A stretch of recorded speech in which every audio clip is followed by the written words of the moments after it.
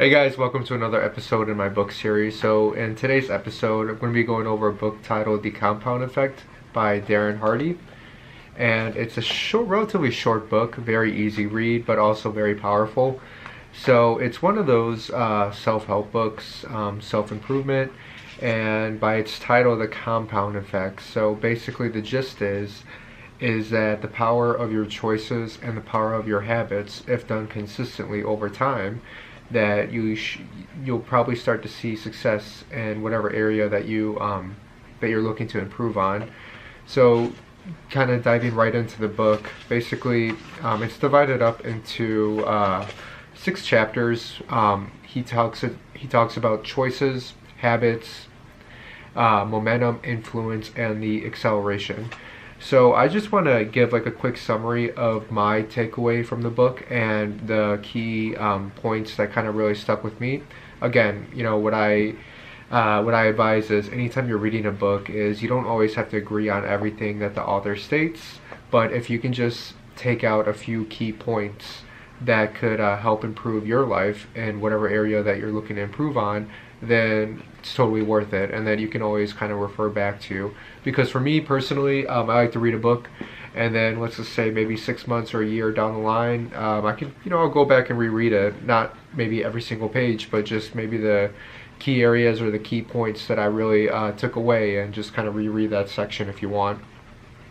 So for this book, from its name, The Compound Effect, and I mentioned this kind of analogy in some of my other videos, but to kind of go over it again, it's basically the idea of living your life as a IP instead of a PI. Again, I'm taking that analogy from Tai Lopez. So what it is a lot of people have big goals in their life, so they're really patient about the process of achieving that goal. So they have that long-term goal, and they're kind of impatient in terms of wanting it now, but in terms of the action steps that are needed to achieve whatever it is, they're patient about it, whereas you need to be IP. So that means that you have a goal, and you're going to be patient about it because it may take time depending on how big it is, but the I stands for impatient, meaning that you're impatient about it, meaning that you're taking those necessary action steps every day in order to be to reach towards your goal. So that kind of fits into what this book talks about. So when you're taking action steps every day, every week, every month, every year, then you'll compound your results. So a good analogy about this, another one that I like to bring up is if you're into retirement savings. So he has a chart that's laid out, and he shows the difference between, let's say, someone who started investing at age 25 versus somebody who began investing at age 35. And that person who started at age 25, they have a 10-year head start, and let's say they just invested, I don't know, like $1,000 a month or $500 a month, and they have a chart. I forgot what the numbers are, I'm not going to pull it up, but basically the gist is someone who started at age 35, they could be putting away double more than the person who started at age 25, but in the end, the person who started at age 25, his wealth is going to be twice as large as the one who started at age 35 because of that 10-year, because of the compound effect. It's a huge difference. So you can take that analogy into, let's say, if you're working out. I think there's a famous quote from Bruce Lee. He mentions that it's not the guy who can hit 5,000 times in like one instance or whatever, or not the guy who can throw 5,000 punches in one round, but it's the guy who works out consistently for 5,000 straight days. I mean, I totally botched that one, but you know what I mean though. So basically, it's the consistency factor. So if you're working out, if you do it 4 or 5 times a week, instead of just doing it once a week or once a month, you're not really going to see the results.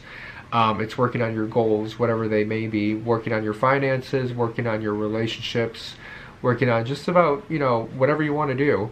But you just know that you gotta spend the time, and if you want a business, there's a lot of steps involved in creating a business plan, the funding, the marketing, the accounts, you know, the forms, legal forms, opening up an LLC or a corporation. There's so many steps that need to occur into opening a business, because that's what I'm doing at the same time. It's awesome just to think of the idea and say, yes, I want to do a business, but you need to break it down into, okay, well, what are the steps that this is going to happen, and what are the correct steps, and what are the ones that are going to be unnecessary.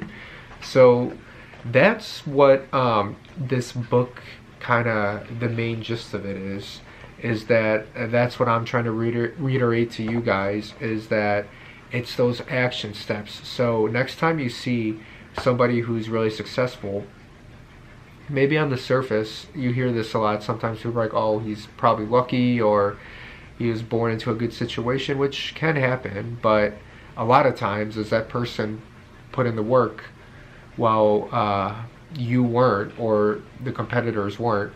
There's another cool phrase, is a lot of people see the shine, but they don't see the grind.